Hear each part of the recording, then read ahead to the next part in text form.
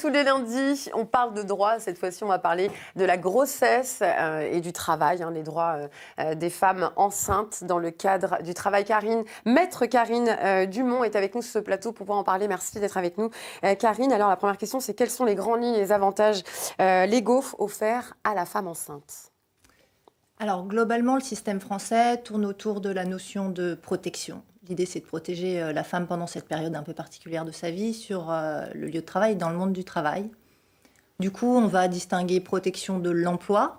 L'idée, c'est de ne pas pouvoir modifier son contrat pendant sa période de grossesse, ou le rompre, facilement en tout cas. Ou alors de protéger sa santé, puisqu'on sait qu'elle est médicalement plus fragile, voilà. Sujette. Donc on va organiser par exemple des temps de repos particuliers ou un suivi médical du médecin du travail renforcé. Voilà. L'employeur est en quelque sorte obligé, contraint de respecter ses prérogatives pour les femmes enceintes, c'est-à-dire l'aménagement du temps de l'emploi, la surcharge de travail est réévaluée également. En gros, c'est ça. Oui, il est contraint vraiment de respecter ces dispositions qui sont fixées par la loi. En cas de difficulté, il y a toujours un recours qui est l'inspecteur du travail qui peut intervenir, bien évidemment, pour faire respecter ces règles. Alors, suis-je obligée de l'annoncer durant l'embauche? À quel moment, en fait, je peux annoncer? That's the question. C'est vrai qu'on a une réponse juridique qui est très ferme et très calibrée. Non, il n'y a aucune obligation, puisque l'idée de la loi, c'est ne pas discriminer la femme enceinte. Et donc, un potentiel employeur, lorsque vous passez un entretien d'embauche, ne doit pas apprécier votre état de santé ou pas, et votre état de grossesse ou pas, mais fonder son choix sur des critères autres. Objectivement professionnels. Exactement. Après, en pratique, il y a des femmes qui préfèrent, pour que le déroulement du contrat se fasse mieux, puisqu'il peut y avoir une surprise de l'employeur de découvrir un état de grossesse tout de suite après une embauche, choisir de l'annoncer lors de l'entretien pour que les choses soient claires et qu'on ait plus de loyauté dans le début de la relation de travail. Mais la loi ne l'impose pas, bien évidemment. D'accord, donc en fait, à quel moment dois-je l'annoncer pour le coup ?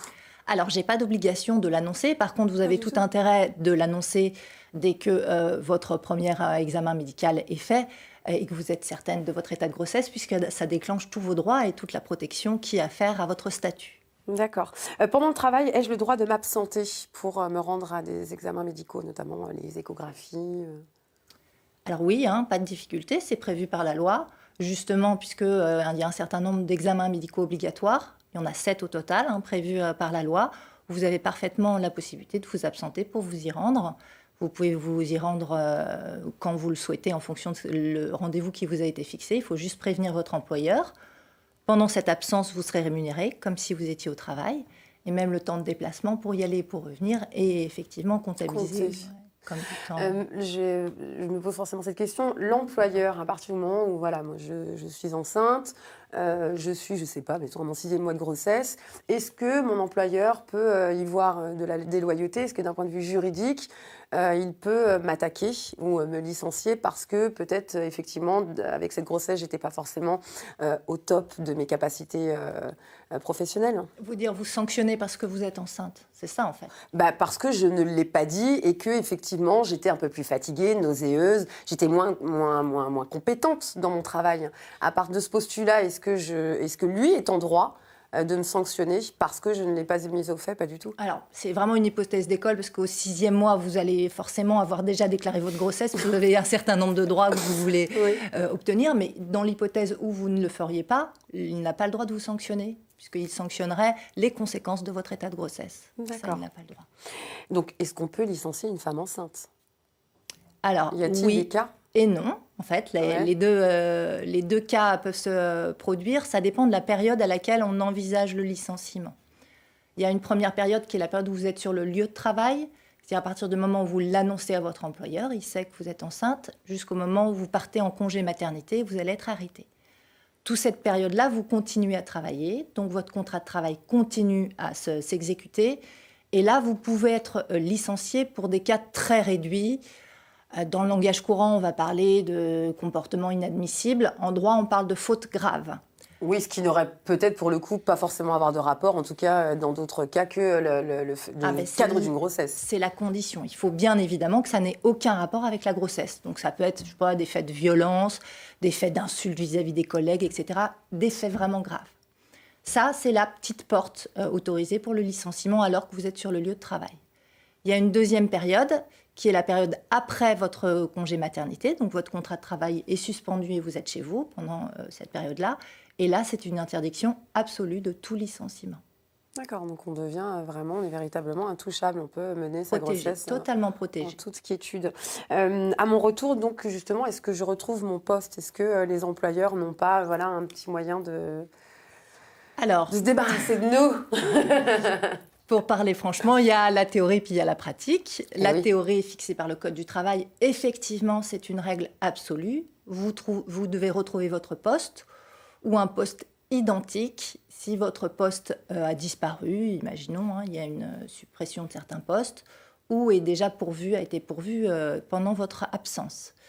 Donc, toutes les difficultés pratiques vont être qu'est-ce que ce poste identique et est-ce que le poste que je retrouve est vraiment totalement identique à ce que j'ai fait. Oui, parce que moi j'ai le cas d'une amie en radio, mais je tairai le nom forcément, et qui a annoncé sa grossesse qui n'a pas été forcément bien reçue par son employeur. Et à son retour de congé maternité, s'est retrouvée clairement mise à mal. Oui.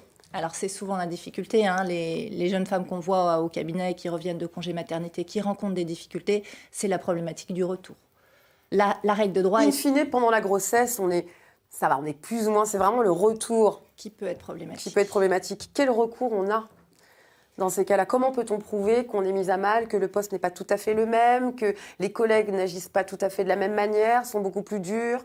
Alors, la première démarche, c'est une démarche en interne, c'est-à-dire alerter sa hiérarchie. Si on est dans une structure avec plusieurs niveaux hiérarchiques, je dirais opérationnels, et puis après un service ressources humaines, franchir toutes les étapes de la hiérarchie pour atteindre peut-être quelqu'un qui peut prendre en compte la difficulté et vous replacer dans un poste qui correspond à votre niveau de compétence.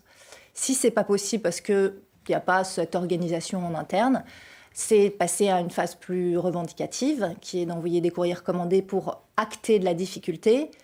Ensuite, l'étape suivante, c'est d'alerter encore l'inspecteur du travail, qui est vraiment là, lui, pour parce que là, vérifier... souvent, dans ces cas-là, on n'a plus du tout envie de retourner sur son lieu de travail. Les conditions humaines sont... Non, c'est souvent difficile. Après, si votre employeur a véritablement la volonté de vous garder, il peut entendre que cette période de retour est une période difficile et aménager votre poste pour qu'il soit agréable le temps de votre reprise et vous repositionner sur un poste identique. Vraiment. Karine Dumont, merci beaucoup pour toutes ces précisions. N'hésitez pas, vous le sachez en tout cas, tout au long de votre grossesse, vous êtes protégée. Après, vous avez des recours. Le mieux, c'est de se rapprocher de son avocat. Et voilà, la plus simple des choses à faire afin de vous protéger. Et puis, pas pour celles des femmes qui sont enceintes et qui nous regardent, on vous souhaite une excellente grossesse. Et c'est parti.